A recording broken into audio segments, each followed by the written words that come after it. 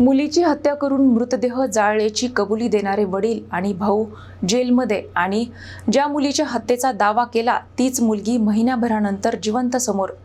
बुलढाण्यातील या धक्कादायक प्रकारामुळे अनेक प्रश्न निर्माण झाले आहेत. बुलढाणा जिल्ह्यातील जळगाव जामोद तालुक्यात घडलेल्या कथित हत्येच्या प्रकरणाला आता नवं वळण मिळालं आहे. बुऱ्हाणपूरमधील खडकी येथील शिवानी कळमेकर ही मुलगी गावातील एका तरुणासोबत निघून गेल्याच्या संतापातून तिचे वडील बापूराम कळमेकर आणि भाऊ अजय कळमेकर यांनी पोलिसांसमोर मुलीचा खून केल्याची कबुली दिली होती. यानंतर दोघांनाही अटक होऊन न्यायालयीन कोठडी सुनावण्यात आली होती.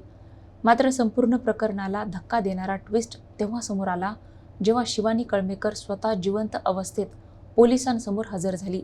यानंतर दोन्ही बाप लेकांची कारागृहातून सुटका करण्यात आली. या प्रकरणात काही घटकांकडून पोलिसांच्या तपासावर प्रश्नचिन्ह उपस्थित करण्यात आले होते. पोलिसांनी दबाव टाकून गुन्हा कबूल करून घेतल्याचा आरोपही करण्यात आला.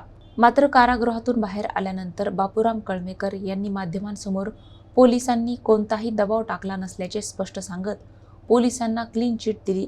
दरम्यान जळगाव जामोद परिसरात आढळलेल्या त्या अज्ञात महिलेच्या मृतदेहाचे गूढ अद्याप कायम असून त्या महिलेची ओळख आणि खरे आरोपी कोण याचा पोलीस सखोल तपास करत आहेत.